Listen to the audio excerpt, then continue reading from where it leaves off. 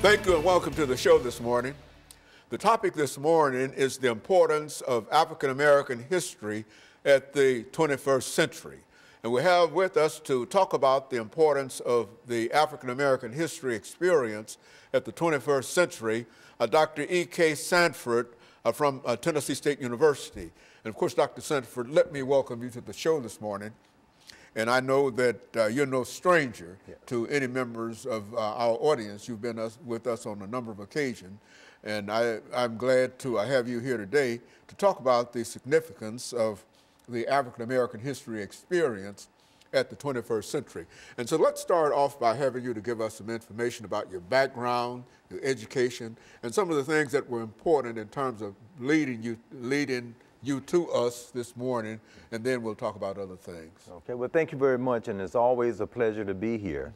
Again, I'm EKSanford8NEW. I'm a professor of sociology at Tennessee State University, and I did my doctorate degree at Howard University in Washington, D.C., as well as a postdoc at Penn State University.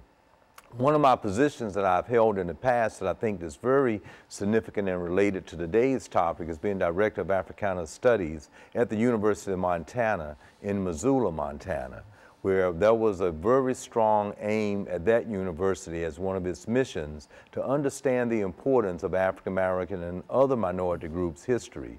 So I think that is something in my particular past that makes it relevant for me to be here today. But in addition to that, I would like to say, in reference to that, I have a specialization in looking at the African American experience, the history of it, understanding certain social issues and problems related to racism, minority group problems, health and wellness, and disparities that might lead to high crime rates within the American society in which we live. So I think this whole idea that what we're talking about today, the significance of African American history, is very important, because it is indeed something that we all should share in and understand from an earlier age to the present as well as in the future. You know, as a matter of fact, this is the beginning of the African American history experience known as the African American History Month. And you might say a word or two in reference to the African American History Month, Dr. Sanford, and then we'll get into why African American history is important. But let's start off by having you to say something about why this month of February is important. Okay, and I would like to try to give significant credit to Dr. Carter G. Woodson. He was the one that really invented the importance of having African American history, and it was a day, having African American history today. And Dr. Carter G. Woodson felt very strongly that it was important at that particular time to then have something that would give everyone within the society and culture in which we live in some idea about the contributions that African Americans have made from slavery to freedom. And then, of course, it turned into African American History Week, and that went on for the longest time, and now indeed is African American History Month.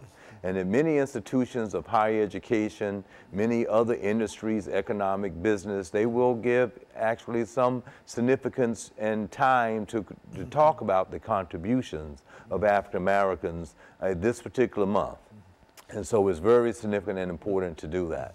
And it's a welcoming thing to do. And I'm hoping today we can get into how it is still relevant and important or significant today as it was a long time ago. When the miseducation of the Negro was written many, many years ago, and how the importance of having African American History Month, week, day is important, and even throughout the year, because it helps us to have a pretty good understanding about ourselves, the culture, and for other groups to have a significant understanding of that population as well.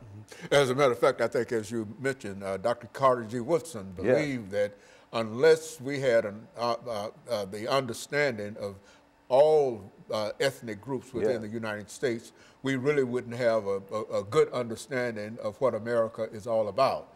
And I think that the ability to sort of carve out in this particular month, it's not to say that African Americans are more important than any other ethnic group, and et cetera, but I think it does give us an opportunity to highlight, as you've indicated, the African American experience in the United States.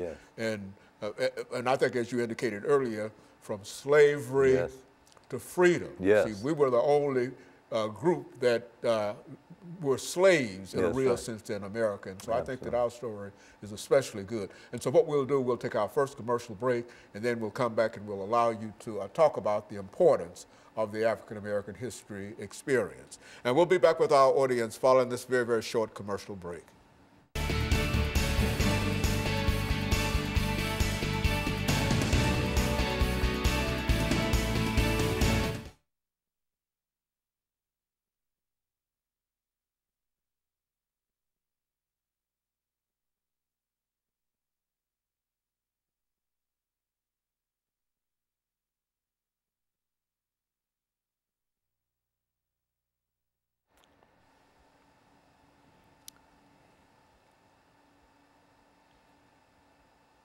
I see they're building the African American history structure down on Jefferson, on 8th and Jefferson. Yes. Yeah, it's going to be quite a large building. It really is. I was impressed by what I see, the structure of it going up. And so, yeah, it's... Ready when you all are. Okay.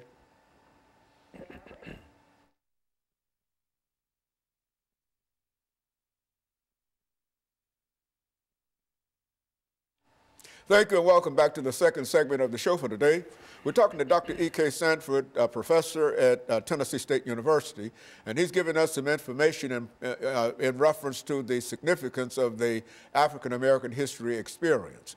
Doctor, let's see if we can pick up and give you an opportunity over the next 8 minutes simply to talk about some of the things that in a real sense, you teach daily at Tennessee State University, some of the sociological information that our audience might not be familiar with. Okay. Well, thanks so much again. And I say that in reference to African American History Month and the significance of it. We can be thinking about any social issue or concern that might be quite relevant within the society in which we live in, within the culture. And Dr. E.B. Taylor defined culture as that complex whole that entitled or encompass customs and traits and anything that could be passed down from one generation to the next generation to the present. So when we think in terms of the importance of African American history, it is quite significant to understand the past, 244 years of enslavement, and how did that impact the culture of a particular population, as it did Native Americans and other ethnic groups that migrated to the United States. But as was said in the first segment, something unique was about the African American experience here in America, that enslavement took place for that time. So if we understand it in the context of culture, one can see how something that's supposed to be passed down from one generation to the next generation was destroyed in any positive way. And that was strategically done in an effort to kind of control a group of people to enslave them. And there's much literature out there that one can bring up and discuss and look at that. And I think one of the significant reasons we have African American History Month or a day or a week, how it should be very much a part of the educational curriculum, so that people can have a focus or idea about that legacy of that culture that was passed down or not in a fair way passed down from one generation to the next generation, that could lead into certain thoughts about policies in the present. For instance, on many of our shows, we have talked about the significant amount of crime that exists in America. We have, for instance, 6.5% of African American males that make up the entire population, but 40.2% are actually in prison. Incarcerated. So when we look back at Dr. Charles C. McIntyre's classic book entitled Criminalizing a Race, she looked at it from slavery as coming out of slavery into Reconstruction and how people were re-entered into the prison system. And now we have the industrial prison complex where even today 40.2% of African American males are in prison, while they only make up about 6.5% of the entire American population. So we can see these disparities, but we have to systematically understand how they were connected to the past. That's why it is important to understand African American history and kind of connect it to what has happened or not happened fairly over a particular time period. So when we look at social structure, all of the institutions that make up the society, we can connect back early and see how there were a lot of dysfunctions for this segment of the population that was supposed to be passed down from one generation to the next generation, but it was all unfair. So when we look at disparities and statistics today, or social problems and issues that confront us with that particular ethnic group, you can see why, if we can understand how it's connected to what happened in the past to the very present. And that's not to say that a lot of positive things have not improved. With the advent of moving out of Plessy versus Ferguson in 1896, that was a law of the land to keep things segregated, separate but equal, that moved into 1954, given that we are talking about African American History Month, with Thurgood Marshall, that became a Supreme Court justice that helped fight that and to overturn the Plessy case because it was inherently biased and unconstitutional. And that helped people move forward in a very positive way. However, given the legacy, it also caused a lot of inequity within families who would not have had education, that could not have socialized the next generation in the same way that the dominant group could. So there was a infiltration from the 50s to the 60s as the civil rights movement took place, to the 70s with the Black Power movement, the Black Panther movement, to the 80s and with affirmative action, and now you have the millennials born in the 90s who might have this sense that they don't have any connection to what happened in the past to what's going on right now. And that is very relevant and important for groups of people to know the history, as well as the dominant group. And everyone who's improving, going into law, becoming a congressman or a senator, or even a president, to understand that interconnectedness, because it's in that connecting those dots of what happened to the past to the present that gives us some understanding of what's going on right now in the present.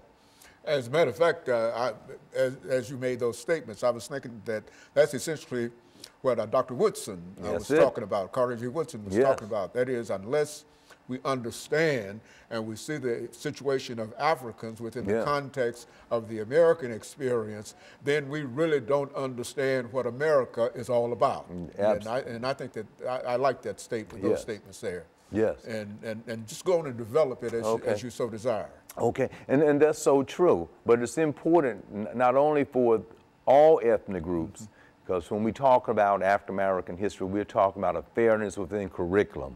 And that was one of the things that I'd actually worked on as a movement in diversity in higher education.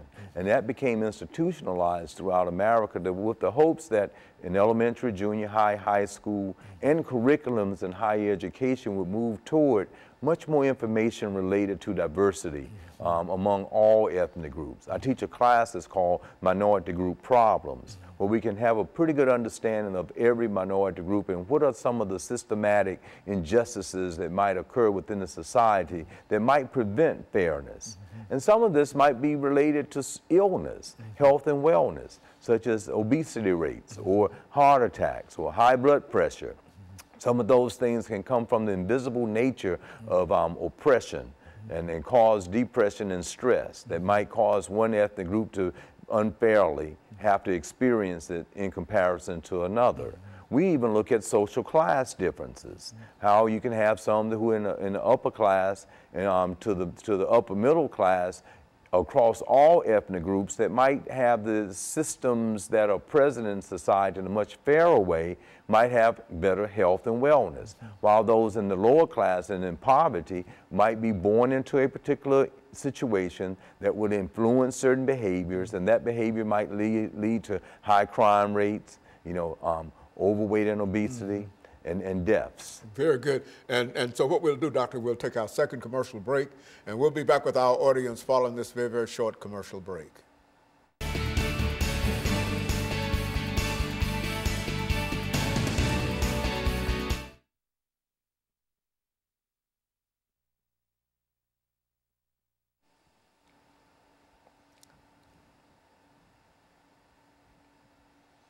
Now, what do you want to talk about this time? Okay, well, we'll try to bring it to some close. This is the last segment, right? So I talk about in general, play a little historical context, bring up, since it's African American History Month, some people that will contribute to African American history. They kind of lead it into some solutions and what we have to do, that type of thing. Might be a very good good. closing. All right. Ready when you all are. We're ready.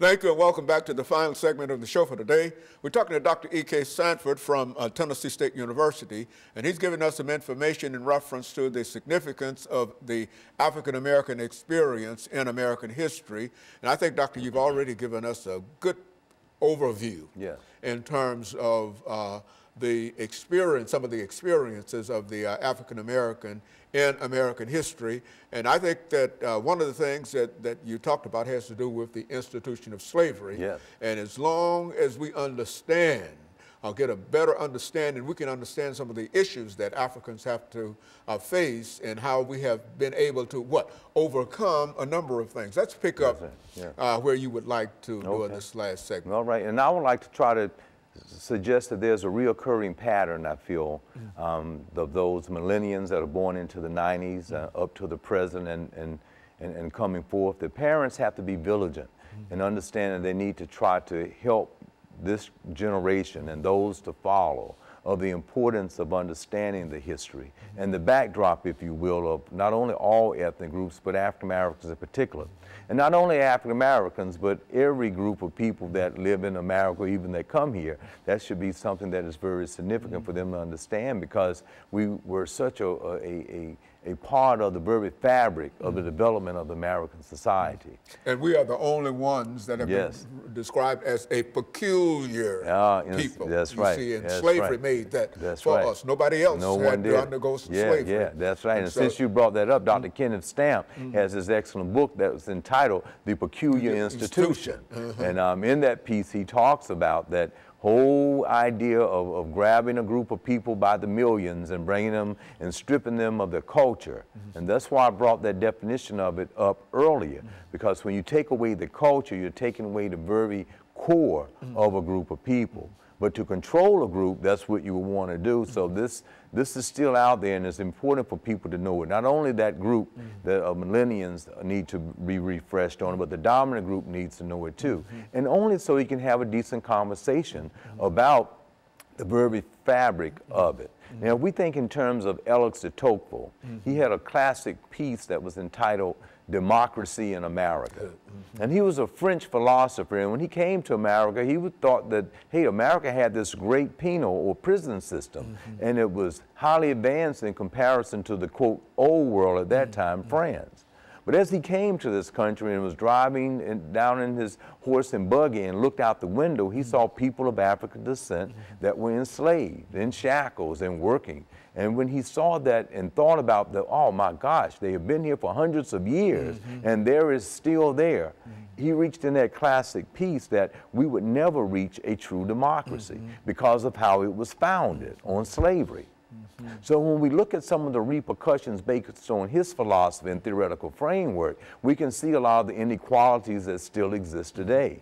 And that's why it's important to understand African American history within the context of American society, so everyone can have an inclusive way of understanding social problems and issues and try to find solutions to them. If not, then we will indeed continue the same process of racism, prejudice, and discrimination.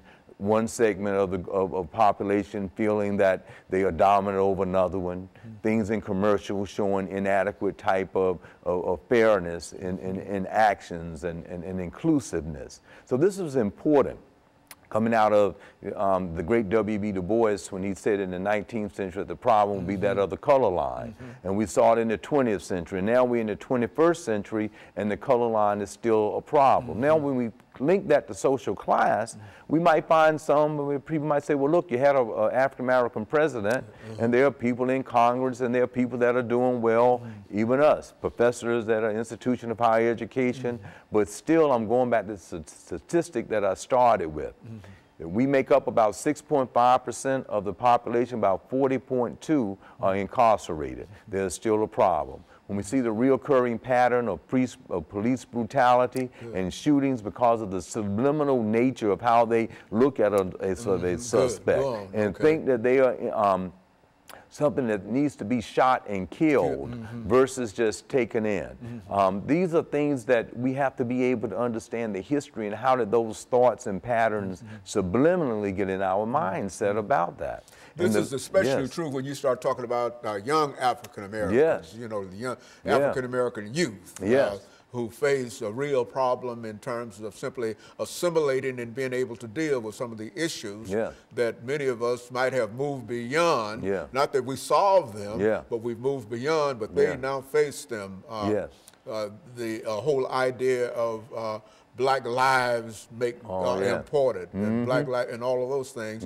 We've seen that, and we've experienced that, but it might have been under a different name. And so the name might have changed, but the attitudes that many people have in reference to the African American, especially the African American youth, these things are still present in spite of what we might call it. And I think that's absolutely right, and these are the indicators that some of that racism and prejudice and discrimination still exists. For a youth group to come up like Black Lives Matter, like you mentioned, or other groups that have emerged to try to solve some of the problems.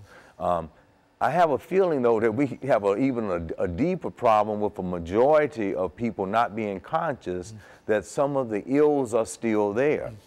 Again, that's why African American History Month is, and the history of African Americans is so important to be in the curriculum so people can understand that there is that importance that is there. And this can be done in literature classes, from understanding African American literature in 1746 to 1865 of the slave narrative. Very important information is there in that context of that time. And then from 1865 to 1919, looking at the Reconstruction era. Let's talk about just literature that is present and out there. Then from 1919 to 1940 of the Harlem Renaissance period. Very important information to know about those that contributed to scholarship and to letters, meaning literature. Right now with fences out there that will fall into August Wilson and the great literary pieces that he wrote, and now it was on stage and now in film. So those are pieces that our younger people need to be familiar with, but understand that contributions were made even before slavery was over, of the slave narrative, that people wrote about their experiences so that we could read about it and understand what was going on during that time period. That led up to the whole civil rights movement of Reverend Dr. Martin Luther King, Thurgood Marshall, of course the great Dr. W.E.B. Du Bois that wrote The Souls of Black Folks in 1903. Can't leave out Adam Clayton Powell and that whole movement, Andrew Young.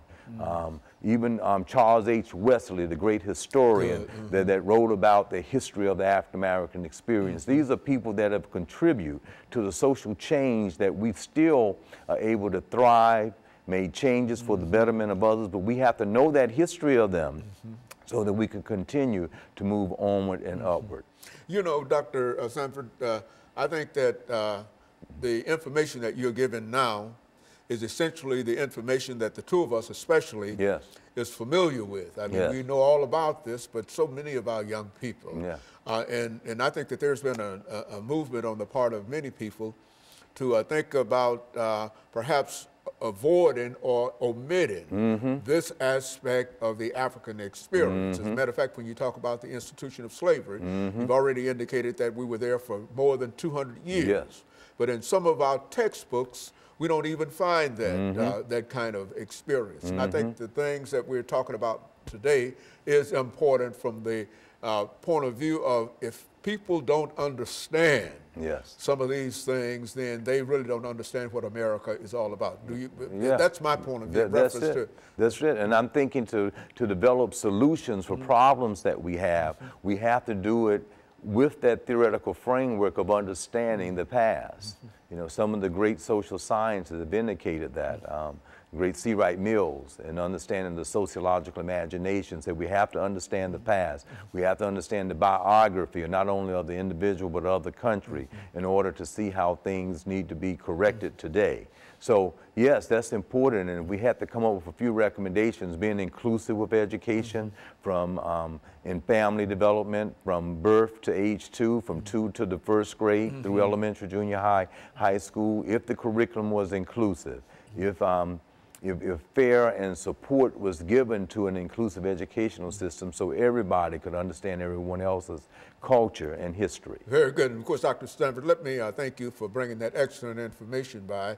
And I think that the more you talk about some of these things, I think the more our audience is familiar with that. And so we'll be, let me encourage our audience to tune in again next week to another informative edition of Comments. Thank you and good morning.